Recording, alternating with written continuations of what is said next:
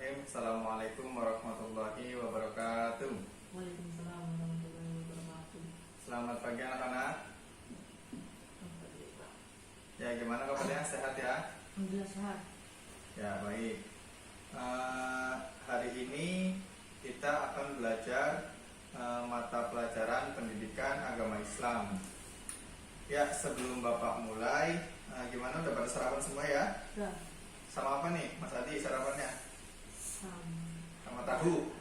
Oh iya. Ya, Bapak absen dulu. Yang pertama Januar Adi Nugroho. Iya. Ya, yang kedua Fadli. Nggak berangkat ya? Oh iya, berarti cuma Mas Adi doang yang berangkat. Oke, nggak apa-apa. Yang penting tetap semangat belajarnya biar nanti bisa berguna bagi nusa dan bangsa. Ya, sebelum kita mulai ke pelajaran, mari kita berdoa. Untuk berdoa silakan dipimpin oleh Mas Januar. Berdoa mulai. Bismillahirrahmanirrahim. Raditu billahi rabba wa bil islami dina wa bi Muhammadin nabiyya wa rasulah. Rabbi zidni ilma warzuqni fahma. Amin. Ya, untuk Mas Adi bukunya sudah dibawa ya? Ya, baik. Rajin banget ya. Sudah dibaca? Sudah. Benar, sudah dibaca. Ya, nanti Pak Guru tanya ya. Ya, oke. Sudah tadarus belum ya? Belum, Pak. Belum ya? Ya, sekarang kita tadarus dulu sebentar. Kita baca surat Al-Kautsar. A'udzu billahi minasyaitonir rajim. Bismillahirrahmanirrahim. Inna a'tainakal kautsar fasholli li rabbika wanhar. Inna syani'aka huwal abtar. Shadaqallahul azim. Ya, semoga dengan membaca tadarus kita selalu diingatkan kepada Allah dan juga kita bisa mendapat pahala. Tetap semangat untuk pagi ini.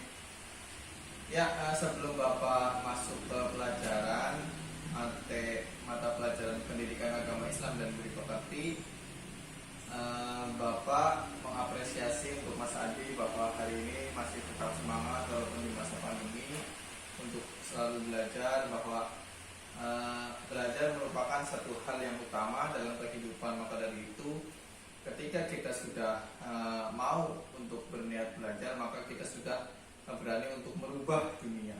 Artinya apa? Ketika kita mau bergerak untuk menjadi lebih baik, maka kita harus belajar. Cara satu-satunya adalah belajar.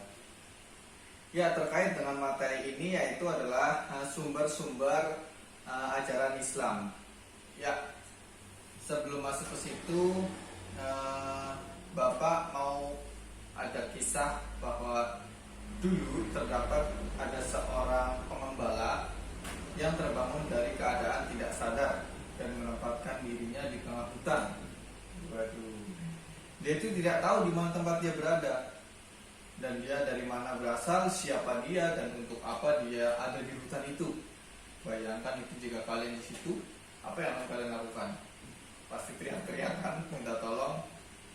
Ya, namun dia itu tahu bahwa dia berada di sebuah hutan belantara, di sekelilingi semak-semak, pepohonan, binatang liar, dan tanpa seorang manusia satupun. Lalu di sekitar tempat dirinya terbangun, tidak dia menemukan apapun yang dapat mengingatkan dirinya akan asal usulnya dia berada. Jadi di sekitarnya dia itu, dia tidak bisa mengingat, saya ini dari siapa, saya ini dari mana. Jadi dia itu benar-benar sendiri di hutan. Seiring waktu berjalan, dia telah mencapai titik lelah. Dia telah mencapai rasa capek untuk mencari siapa sih dirinya dan mengapa dia berada di tempat itu. Akhirnya yang ia lakukan adalah bertahan hidup atau survive tanpa tujuan dan arah yang pasti. Hingga suatu ketika datang seorang mengaku sebagai utusan Maharaja. Ternyata ada manusia lagi yang menerangkan jati dirinya melalui sebuah surat sang raja, bahwa dia adalah seorang pangeran yang berasal dari suatu negeri, diutus untuk ke tempat ini untuk mencari harta karun. Buktinya adalah secari kertas kecil yang diselipkan di bajunya, berisi catatan tentang siapa dia dan misi apa yang dia bawa ke hutan. Nah, dari cerita itu bahwa jika dianalogikan dengan kehidupan kita sekarang, manusia itu ibarat pengembara, bahwa yang hidup di hutan di dunia. Seandainya saja tidak ada utusan, dia yang membawa petunjuk, tentulah kita tersesat dan kebingungan. Jadi yang dimaksud di sini adalah utusan itu adalah Nabi Muhammad, seperti itu. Jadi dia adalah salah satu utusan yang diturunkan oleh Allah untuk membawa sumber-sumber ajaran yang benar, hingga kita mencapai di titik di mana kita hidup di zaman yang terang benderang seperti ini. Oleh karena itu, bersyukurlah kita yang mendapat petunjuk dari utusan Allah, yaitu Nabi Muhammad Sallallahu Alaihi Wasallam yang menyampaikan kabar berita. Ya, maka dari itu untuk anak-anakku tetaplah semangat menuntut ilmu, karena menuntut ilmu adalah sebuah ibadah di mana kita bisa memajukan bangsa, memajukan diri untuk hidup berkembang dan lebih baik. Ya, masuk kepada pelajaran, yaitu sumber-sumber ajaran atau sumber-sumber ajaran agama Islam. Kalau sudah dibaca sumber-sumber ajaran agama Islam itu ada berapa? Nah, tidak. Apa aja? Sama ya, Al-Quran. Yang pertama, sumber ajaran. Yang pertama apa? Al-Quran. Yang pertama Al-Quran.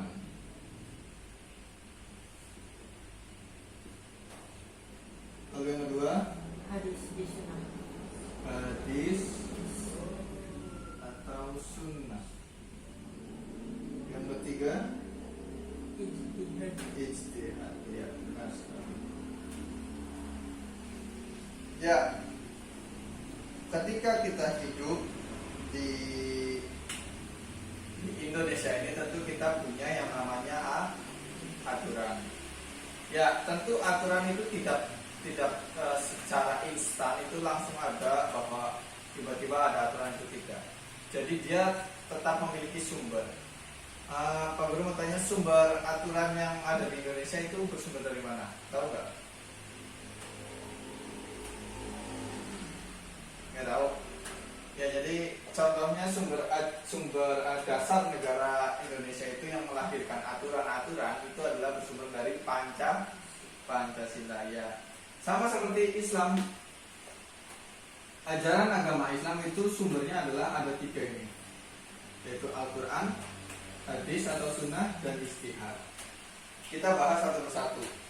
Karena muridnya cuma 1, jadi Mas Adi nanti akan Bapak suruh lebih ekstra untuk membantu. Yang pertama, Al-Quran. Bisa dibacakan, katanya tadi sudah membaca. Apa itu pengertian Al-Quran? Al-Quran berasal dari bahasa Arab yang artinya sesuatu yang dibaca atau baca. Berarti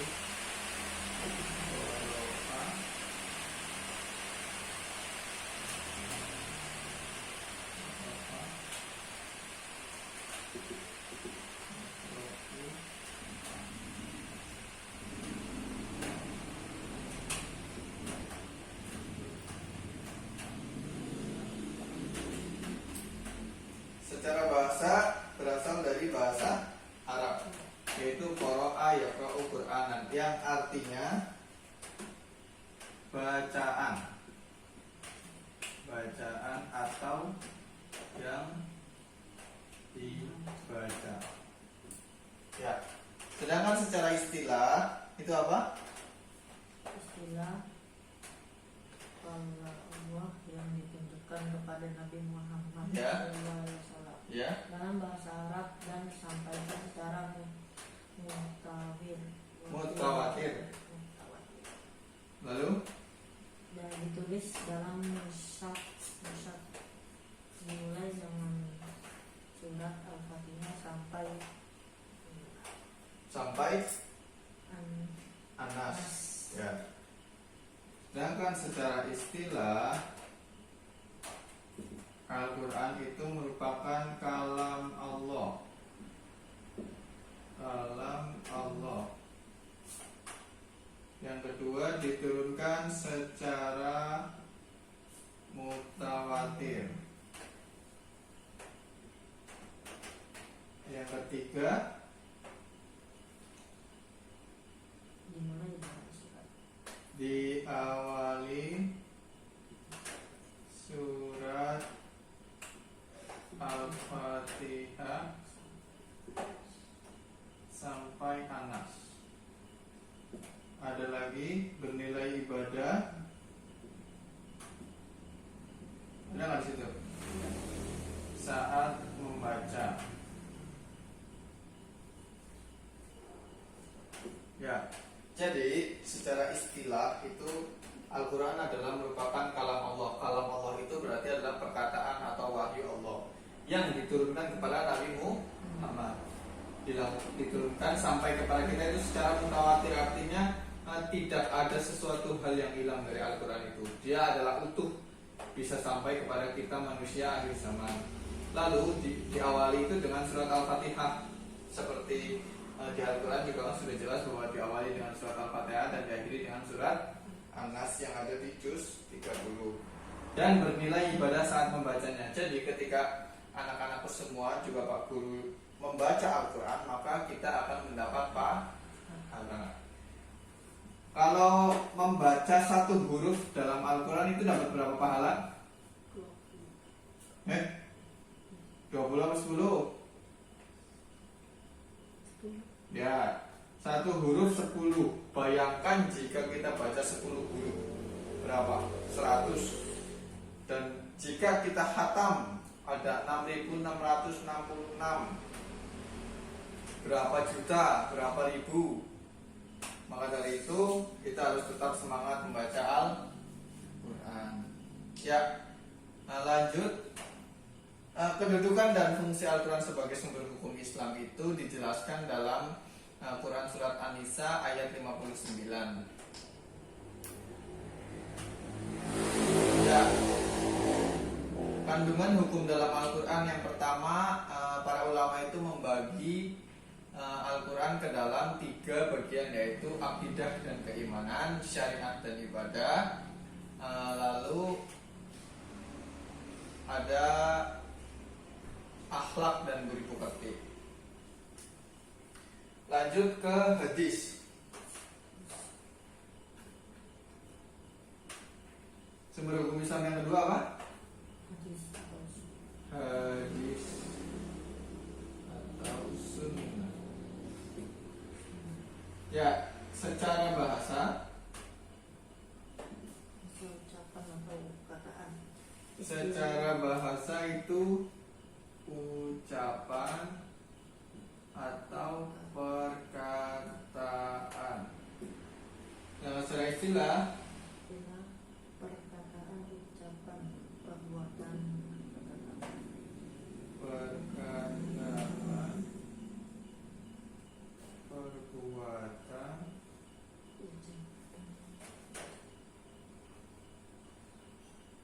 tingkah laku yang dilakukan oleh Nabi. dilakukan oleh Nabi Muhammad.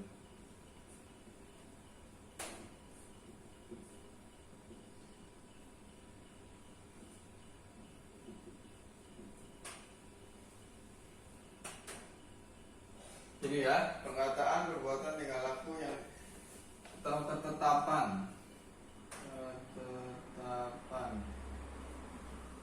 yang dilakukan oleh Nabi Muhammad. Ya, jadi hadis itu adalah, hadis atau sunnah adalah perkataan atau ucapan. Sedangkan secara istilah hadis adalah perkataan, perbuatan, ketetapan atau takrir yang dilakukan oleh Nabi Muhammad Sallallahu Alaihi Wasallam. Ya, di dalam hadis itu ada bagian-bagian. bagian-bagian hadis. Bagian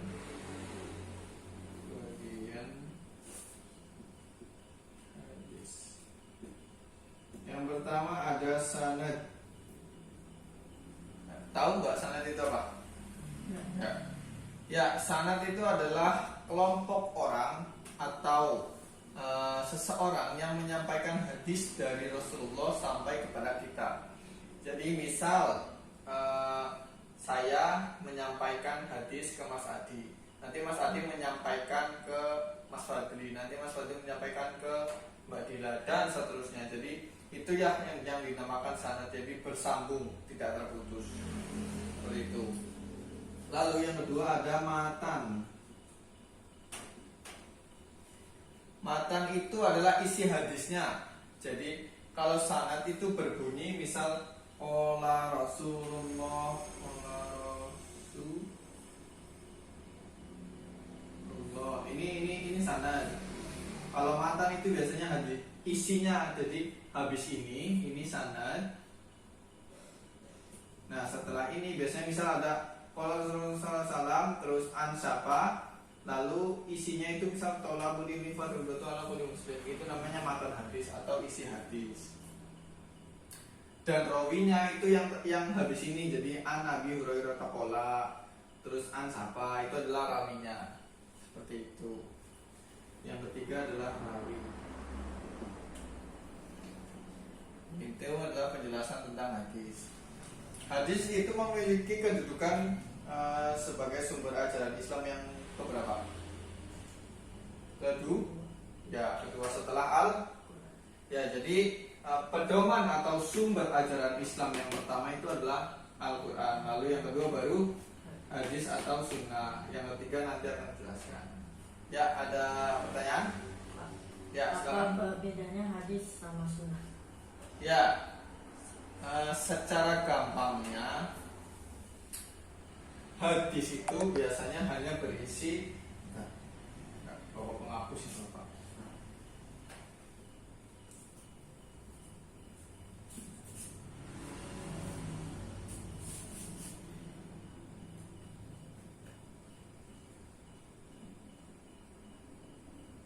Hadis biasanya hadis itu cuma berisi ucapan atau perkataan. Sedangkan sunnah itu segala sesuatu yang dilakukan Nabi. Mulai dari perkataan, perbuatan, ketetapannya. Jadi sunnah itu lebih mencakup lebih besar daripada hadis. Sebenarnya sama, cuman dalam penyebutannya biasanya sunnah itu mencakup seluruhnya. Seperti itu. Sudah jelas? Ya, seperti itu. Ada yang mau ditanyakan lagi? Tidak ya?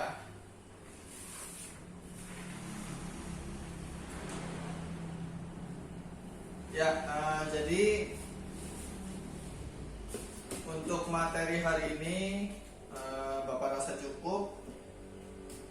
Ya, kita kembali lagi bahwa sumber hukum Islam, jadi Islam itu lahir tidak hanya setutuk secara bahasa Jawa. Jadi Islam itu lahir memiliki sumber-sumber yang nyata, yaitu Al-Quran, ada hadis, lalu ada ijtihad, dan yang paling pokok adalah Al-Quran dan hadis. Mengapa? Karena Al-Quran adalah kalam Allah yang langsung diturunkan dari Allah, perkataan Allah langsung, wahyu Allah itu yang diturunkan kepada Nabi Muhammad. Lalu Nabi Muhammad menyampaikan kepada kita umat manusia akhir zaman. Jadi ketika kita sudah membaca Al-Quran, maka kita sudah benar-benar mengimani atau menjalankan apa yang sudah diperintahkan oleh Rasulullah SAW. Jadi intinya adalah dimanapun atau kapanpun berada, ketika kita melihat persoalan yang berbau mengenai sumber-sumber ini, maka kita harus berpatok pada Al-Quran dan hadis. Lalu ketika jika tidak ada di Al-Quran dan hadis, maka kita boleh melakukan ijtihad, tetapi dengan syarat tadi bahwa sudah memiliki ilmu yang cukup, sudah memiliki akhlak yang baik, lalu jarang berbuat kemaksiatan dan lain-lain, seperti itu. Untuk materi selanjutnya kita akan belajar tentang tafsir. Silakan nanti dibaca materinya, lalu kita belajar bersama-sama. Semoga yang tidak masuk bisa masuk kembali dengan keadaan sehat walafiat. Sudah tidak ada yang ditanyakan lagi? Ya, sebelum Bapak akhiri, silakan untuk ketua kelas memimpin doa. Doa mulai. Bismillahirrahmanirrahim. Al-asri innal insana lafi khusrin illa alladzina amanu wa amilus solihati wa tawasaw bil haqqi wa tawasaw bis sabri. Sadaqallahul azim. Ya, Bapak akhiri, akhirul kalam.